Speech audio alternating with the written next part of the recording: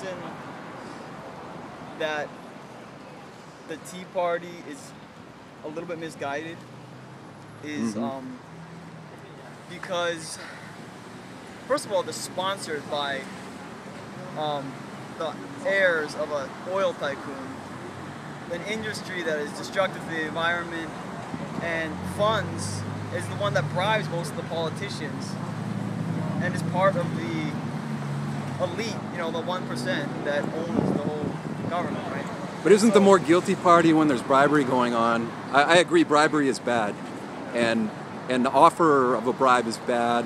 But I think the person, the government official that takes a bribe and sets up legislation that screws people, isn't that a little worse? It is. Well, the thing is, though, they're both bad, and so I guess the real problem then is halfway in between. It's like, how is it that they're able? It's like the whole lobbying process is bad then. So it's like it's that they're able to do this. You know what I mean? So if you went in and you busted two guys, one bribing each other, you wouldn't just go after one guy or just the other. You would say, first of all, both of them are obviously guilty, and then we need to like shine light in this dark room. You know what I mean? Somehow. I agree. I agree. The people that make the rules are the ones that can make it illegal. That's what Jack Abramoff wants to do. He wants to make it illegal to so much as give them, you know, a pack of gum. He wants to make it so it's absolutely illegal to influence them in any way, or even do anything that might be perceived as influence. Would you agree that would be a step in the right direction? I think so, yeah. I think okay, that's a place we could agree on. Right on. I think that what I like about the Occupy movement is that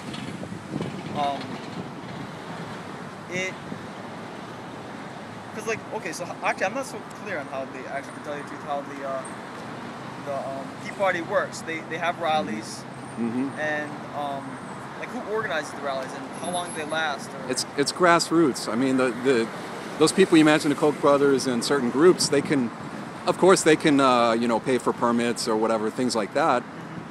But it's primarily people that are outraged. T, you know, the acronym T stands for taxed enough already. Oh, okay, and it's primarily the idea is that we're taxed too much already and government is too out of bounds. It's not within its constitutional limits. Yeah. They've grown out of control and they're trying to micromanage every area of our lives, you know. Back before about 1913, you know, the legislature was considered the only body that could make rules. The laws were the rules, right? Yeah. But slowly, bit by bit, it's been increasing, and now it's really exploded under Obama, where there's all these czars, and they have these teams that are making rules, and they're making these huge, very cumbersome regulations that are really hard to interpret because they're written in legalese, and so companies are having to hire teams of lawyers to just interpret it, and then more teams of people to comply, you know. And the whole thing is it's just like clogged arteries, you know, when you got all this plaque floating around in arteries, they're not going to process the blood as well. And the analogy would be capital is like blood, you know, it doesn't flow too well when you have all these layers of regulation and taxation. You see what I'm saying? Yeah, no, I definitely agree. I mean, we also support small government. I mean, more limited government? Because that's cool. It's taxes. I think the worst part about taxes, though, is high taxes aren't necessarily bad if what you're paying for goes back to the people. Like if it's actually going to roads or railroads, but instead it's going to subsidies for the Coen brothers, or what are they called? The Coen brothers? Koch brothers? No, it's the Koch brothers. Koch brothers. It goes to the Koch brothers. How does it go? The Koch brothers pay for these assemblies you guys have, and so who gets to decide? Wait a minute. How does I don't follow how are you saying the Koch brothers benefit? Oh, because the government, you know how much money is subsidized to oil? It's not a free economy. They subsidize oil, they subsidize cattle ranching, I agree. Agribusiness, they subsidize logging, all these businesses. I agree there should be no corporate welfare. I agree with that. Yeah, exactly. All right. So then the problem is, though, because if there's two guys that are paying for a lot of these rallies, you have to wonder how much influence they have on who gets to talk, you know, how much censorship is going on. I don't think it's like that because there's so many different rallies that are, you know, local. They're local. Like you got your Indiana, you got your Honolulu, you got so many different groups. Good luck. So it's not on the contrary, to contrast it with Occupy, which there's definitely George Soros, Stephen Lerner, all these SEIU and AFL-CIO. There's all these big money unions and vampires like George Soros that's cut and dry that they're funding a lot of the Occupy movement. So there's, you know, I agree that corporate welfare is bad, but I think Tea Party is much more grassroots, much more just people pissed off that said we need to return back to where we were, where their lives weren't regulated to the point of slavery, you know. Well, I tell you the truth, I've never heard of the George Soros before, and I think maybe that both movements are grassroots and both are being corrupted by these influences. Mm-hmm. That's interesting, you know. It's funny, it's easy to look at someone else, but you don't look to your own self, right? So, I appreciate your open-mindedness on that. Yeah, I think that's what we need. Yeah. One thing, just let me. I thought of something when you were mentioning the oil subsidies. One of the ways that they get a tax write-off is drilling costs. It's extremely expensive to get a rig, build the rig, and drill to explore, and then drill even further to actually extract oil. So the idea of some of these write-offs was to offset that, so they wouldn't have to come out of pocket for these huge costs on a gamble, and if it doesn't pay off, they're in a huge hole. So if that was the situation, they wouldn't explore as much, and we wind up paying more for gas. So you know, I think there's some subsidies that are stupid. They're downright stupid. But that particular one, I understand at least the theory of it. You know, does that make sense? Like, yeah, that makes sense. I mean, because we are reliant on that right now, and there is a lot of jobs invested in this. I understand that, and I understand the need to wean people off, because guys that are working the oil rig should not lose their jobs for any reason. But in the long run, they've been totally decimated by this Gulf stuff. But in the long run, though, this world is God's creation. I agree. Is limited, and if we want to last and have as many kids and generations as possible, we have to wean ourselves off oil. And so, and I'm just wondering how productive we could be with like solar energy if we had the same amount of subsidies. You know what I mean? And so, and I can help you out on that one. I think that it's not cost effective. I have a feeling that the amount of subsidies that are going into oil are not only just covering those investments, that a lot of it has to do with the fact that the oil companies bribe all our politicians, or they lobby all our politicians extensively. I mean, it just makes common sense, you know, you scratch my back, I'll scratch yours. Whereas I don't see any alternative energy tycoons lobbying anything to the government. So, have you heard of Solyndra? No, I haven't heard of Solyndra. Oh my gosh, there's an unbelievable amount of BS going on with lobbying for green energy. Solyndra is a company in California that got a $535 billion, not million, $1 billion guaranteed loan from the government. They people that were crunching the numbers on it said this is not cost effective. These panels don't sell for this much. You know, people in China produce them cheaper. You know, this is not going to work.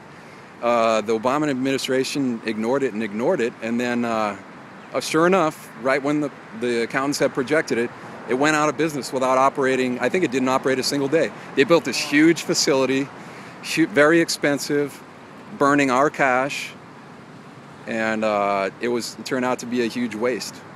That's not good either. And there's another one. Actually, I'm not sure about that number. I'll have to double check that. It's been a while since I read the story, but it's huge. It's a huge amount of money, and it's a total outrage. There's another one. Al Gore created a company. He's a partner in a company called Fisker that's making a so-called environmental car, $90,000 environmental car called the Karma. It's being produced in Norway, I believe, some Scandinavian country, right? Yeah. Again, they got a huge loan for it, and it's not cost effective. And who winds up paying for it? The taxpayers wind up paying for that. Anytime the government tries to get all, it's just the same thing as the corporate welfare you were talking about. If it doesn't work, then that means we all get the bill. We all got the shaft. They sold us the elevator, we got the shaft. That's a good point. You know what? I think maybe the best thing to do is to not, like, maybe the best thing would just be for them to not subsidy anything and then totally let the free market take care. I agree. It's become such a mess, and there's been such abuse on both sides. Yeah. I'm okay with a total start over at zero. Let's just end all that stuff and go back to zero. You know, that's a very good point. There's no reason why there wouldn't be corrupt. You know, we just imagine, I do have my own biases, like we imagine that the solar guy would not be, he'd be incorruptible, you know, he'd be like some, you know, I don't know, saint or something. But those are only two of many stories I know, and it's, human nature is, you know, it tends to be selfish unless there's some profound experience that pulls you away from that. You know, like me, I have, you know, theology, I have beliefs in God that limit, I can't screw people, I don't feel right about it, you know. But just a lot of people that are atheists, or they have other beliefs that allow them to, I don't know how some people can operate, but they allows them to screw other people. So I think government's attitude should be, we're not going to let anybody lobby an extra nickel out of us. We're going to, let's just, no favors at all, period. Yeah. Does that make sense? Yeah. I agree. And I think that there's definitely a cult out there that worships money. And I don't know if they're atheists or what. It's like, I know honest people from lots of religions, but yeah, I agree. I think there's a lot we do have in common. And I think it's very interesting, actually, because you know what? The people that are in all these rallies, I mean, they're all getting screwed the same way, and it's true. Actually, that it's kind of funny, actually, that we haven't had more dialogue between them. I like to bringing up the Federal Reserve, because it's like that's something we can all get on board with. Let's end the Fed and be done with subsidizing bankers and meddling in the economy. The free market is a beautiful thing because it's self-regulating. That, you know, if somebody rips somebody off, the word's going to get around and people are going to stop going there and they say, you know, he sold me a bad enchilada, you know. Yeah, exactly. And it's self-correcting that way. You know, he might sell another one or two before, or maybe even several before he gets put out of business. But word of mouth is strong, and you know, no company that relies on government subsidies should. I don't think they should be in business if that's the only way they can survive. You know, now there's a few exceptions for very, you know, people that are handicapped. I'm totally okay with helping them. People that have health problems, things like that. And you know, but basically, the government shouldn't be meddling. They're always clumsy. They're very clumsy at everything they try. Yeah. Even if they have nice ideals. I mean, they can have good objectives and just poor execution. And I think it's good because you probably think if the free market was just free market, maybe the oil company would win out. I think maybe the solar companies would win out. But that's the point. Like, we shouldn't interfere either way. Like, if we're, you know, it's unsportsmanlike. You know what I mean? So if we should just let the people decide. You know? So. It worked so long in our country. I don't know why they decided to meddle with it. It was working really well for, in fact, not just in our country, but throughout Western civilization. And you know, Adam Smith, I think it was, called it the invisible hand of the marketplace. That, you know, people that provide something that blesses other people's lives, they'll get blessed with more business because they're, you know, they're doing something worthwhile. People that screw other people, they won't last very long. They'll get put out of business just fine, you know. So yeah, and it worked so well for so long, and then the government had to start, primarily in the last 100 years, they had to start meddling with it. And now we got this huge mess, totally over-regulated situation, and a lot of people are hurting. I would just say one thing that I think the Tea Partiers should keep in mind is that one thing I like about the Occupy movement is that it's very equal. There's no leaders, because anyone wants to speak, they say mic check, everyone, it's a human microphone, yeah, so everyone hears what they say, repeats it. And so everyone has a chance to speak. There's no stages, there's no speakers selected by anyone. And there might be, like you said, there is probably people investing, but the thing about a stage and a rally with a stage is, like, it seems more likely that the person that pays the most money to build the stage gets the more say. I'm not sure saying that is the case, but it seems like that's a possibility. I can't help to be cynical about that. I agree that's possible. That's possible. But the other end of the spectrum is that there's been a lot of anti-Semitism at Occupy rallies. People ranting and raving about the Jews, and the Jews this, the Jews that, the Google Jews, the banker Jews, you know, and a lot of other kind of nutty stuff coming out of people's mouths. Not you. I think you're being totally logical, and I'm impressed with the way you seem to have an open mind and you're thinking these things through and stuff. You know, it's really cool. Well, I would say but that some of the people. I would say that definitely. That the problem is with if you are inviting everyone, people of all nations and all whatever, you are gonna get. There are eccentric people. There are racist people out there, and if you do let everyone speak, some people will say that. But to tell you the truth, though, I would say that there are many, many more like me who are open-minded, and I wouldn't throw the baby out with the bathwater, and I would suggest going to your local, your neighborhood Occupy and talking to people yourself and see how many. Isn't that this? Yeah, yeah. Okay. So I haven't met any anti-Semites here. So. Let me ask you this: how do they choose who's going to speak? You just speak. Well, there's a system. You could come to one of our GAs. It's the meetings we have usually every night, just to decide on our policies, what we're gonna do. The way it goes, we sit in a circle, and there's every now and then someone kind of leads the speaking. And So that's what I'm getting to. It seems to me there has to be a selection process, so everybody's talking at once. Yeah. It's basically, I guess, we take turns who gets to do it, but basically what that is just they just go over the rules of how it works. The process. There's different symbols we use. So you raise your hand if you want to talk. Then, in the order of which you raise your hand, that's the order in which you get to talk, and we write it down. Who rose their hand? It goes in that order. And then someone speaks, and as they speak, you can go like this, and it means you agree with them. Twinkles. So you can see, you go like this. And if you don't agree with them, you go like this. Okay. And if you have a fact that's directly relevant to them, you can go like this to them, and that means because then you don't want to wait if it's so relevant. That means you want to say something at the moment. Yeah. Well, you have to say a fact that's very relevant, so you can cut in front of the other people, and then other than that, everyone's allowed to speak. Whoever wants to speak, just raise your hand, and then also if you. Like at the big rallies, I don't know if you've seen the video on like OccupyWallStreet.com. Just Google like Occupy Wall Street. You see the cops. I mean, they have like all these riot gear and stuff. Even though they're just peaceful protesters standing there, but well, some of them I've seen them throwing flaming stuff in bottles and rocks at the police at a few events too. That's true. But I'd say the majority are peaceful. The majority. That's the thing too, though, is like there's always gonna be. We attract a lot of people that I don't agree with, that do resort to violence, and it's hard to control, because I guess that's the downside of a lack of authority, is you can't, but you know what, I think it's worth it, because I think that's kind of democratic, I'd rather have, I'm so sick of the abuse of authority that's why I personally value I'd rather lean on lack of authority than authority, so. I understand, abuse of authority is a pet peeve of mine too. I agree.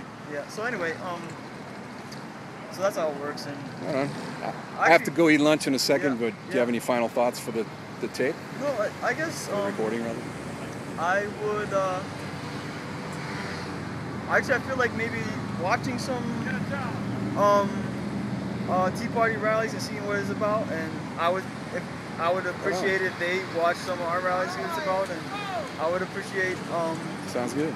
Yeah, I like what you're doing though, just bringing it together, because I think we are not as far apart as some people would like us to believe, you know what I mean? And, some people in power would love to divide and conquer, exactly, and I don't dig that, I think we're the citizens, let's control them. Yeah, exactly. All right, bro. Good talking to you, thanks.